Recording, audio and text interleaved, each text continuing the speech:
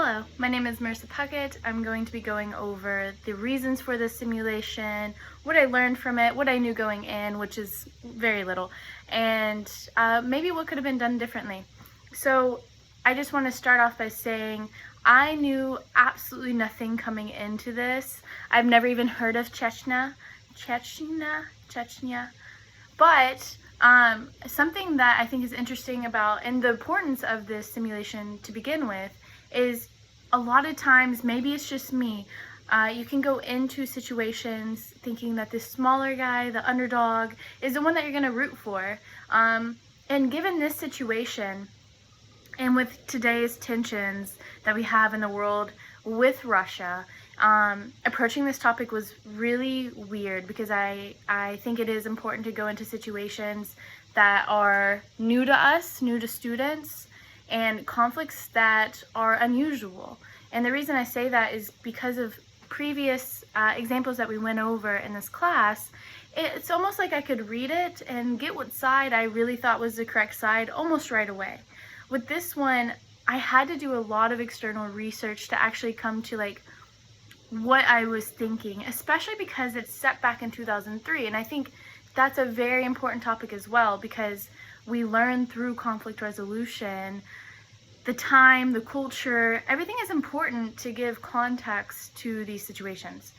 So I would say that the reason for this simulation is for us to get out of our comfort zone, of course, and, you know, perhaps pick a side that we weren't sure about. And I will say I initially picked a character of which I thought was a middle ground because they were in the first war with the Chechens, but not in the second war. And so I started to research the reasons of why, and this is before I really read up on the conflict, so I may use this as what I knew going in, right?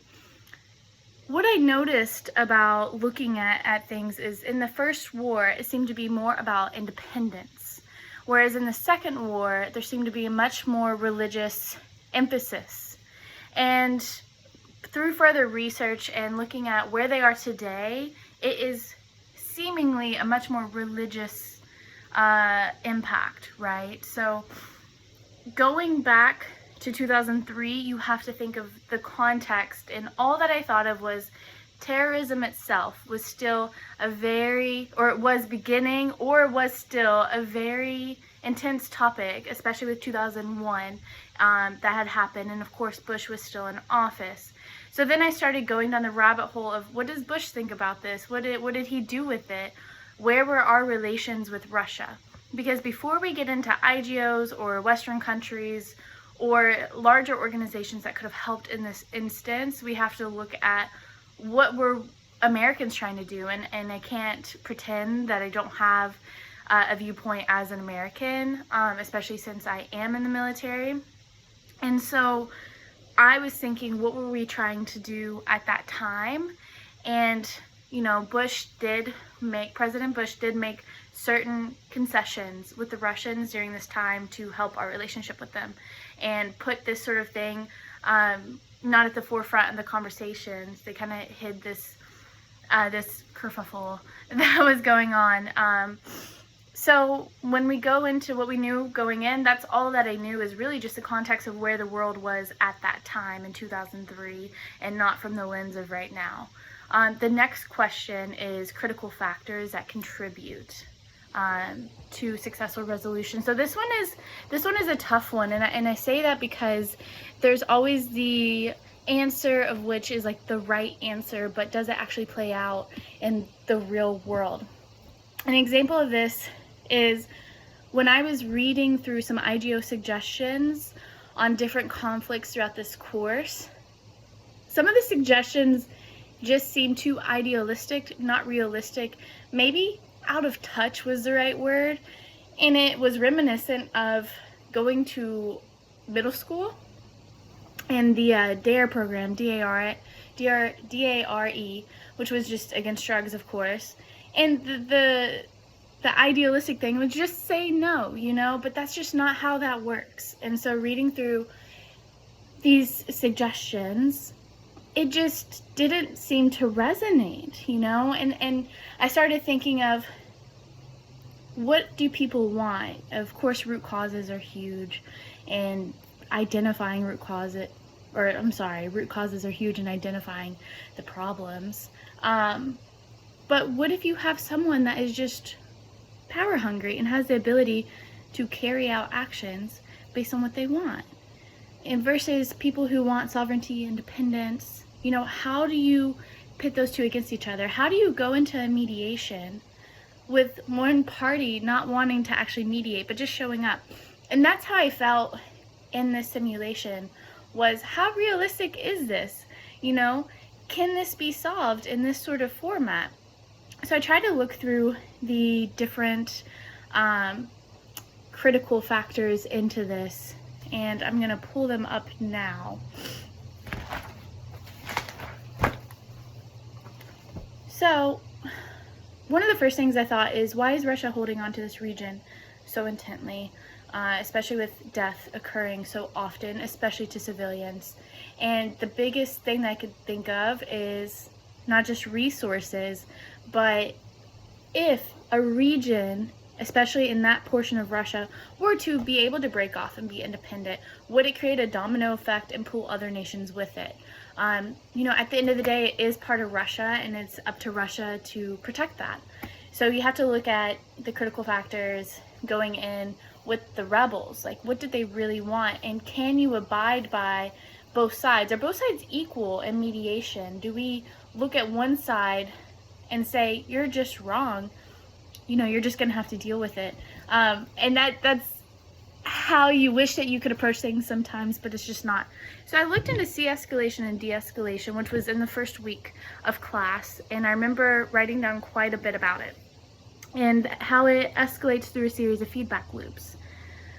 Now, internal solidarity fuels external conflict. I started thinking about like groupthink methods and how people feel more empowered when they're in the group and everyone in the group has the same ideas, and atrocities do start to occur, but then one side can use those atrocities to their advantage and say, look at what they did, and then rile up their population.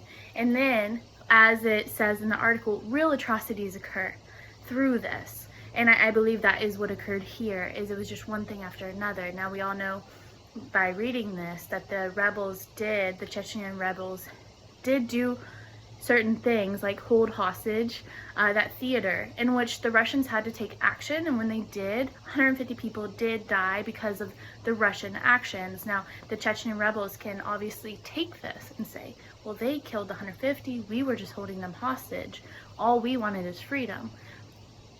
But you have to, unfortunately collateral damage is a part of it, and you can't blame the victim, right?